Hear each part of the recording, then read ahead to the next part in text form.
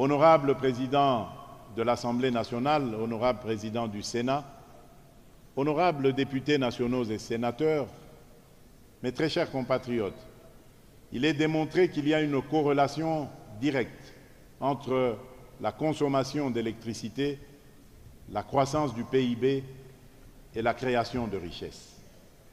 À ce jour, l'industrie de l'électricité n'a pas connu de croissance significative depuis la mise en service de la centrale hydroélectrique Dinga 2 il y a près de 40 ans. C'est compte tenu de cette photographie sombre d'accès de nos populations à l'énergie électrique que j'ai entrepris plusieurs réalisations dans ce domaine. Il s'agit particulièrement des actions suivantes. L'inauguration de la centrale de Boussanga, 240 MW, pour soutenir l'activité minière de la partie sud et desservir les populations locales. Il s'agit de la réhabilitation des groupes G25, G27, G20 de la centrale électrique Dinga 2, avec la remise en réseau de 500 MW pour l'amélioration de la desserte.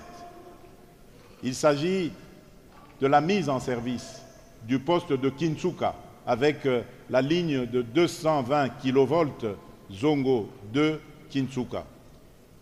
Il s'agit également de l'inauguration de la centrale de Kakobola dans les tout prochains jours, dont les lignes de transport et les réseaux de distribution sont en cours d'achèvement. L'inauguration dans les prochains jours des lignes de transport et réseaux de distribution de la centrale de Tubi-Tubidi et la centrale de Muovo qui permettra l'électrification des villes et agglomérations du Kasaï central, l'électrification rurale à travers des mini-centrales solaires avec réseau de distribution et éclairage public dans les régions du Grand Kasaï, Grand Équateur et Kivu. À propos justement de l'électrification en milieu rural, mon agenda quinquennal épinglait de façon saillante l'accès pour tous à l'électricité. Pour appuyer cette stratégie adoptée, l'opérationnalisation de l'Agence nationale de l'électrification et des services énergétiques en milieu rural et périurbain, l'ANSER en sigle, aura servi de catalyseur pour enclencher, à proprement parler, le chantier de l'électrification rurale et faire accéder les masses rurales à la manne énergétique nécessaire à leur éclosion socio-économique dans la perspective du PDL 145 territoire. À ce jour, un portefeuille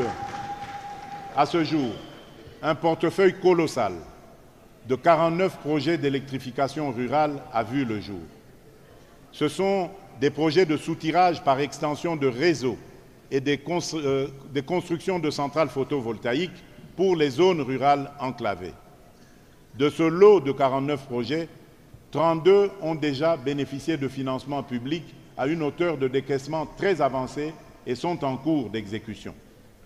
Il sera question de l'injection à travers ces projets de pas moins de 30 MW d'énergie électrique dans le corps rural à la fin de cette année, tout comme au cours du premier semestre de l'année 2024.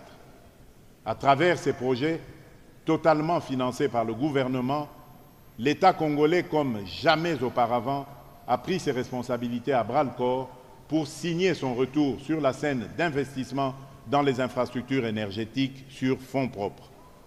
Il s'agit là de l'illustration explicite de notre volonté politique de redonner au Congo sa capacité de se mobiliser pour la cause de son progrès dans la pleine autonomie financière.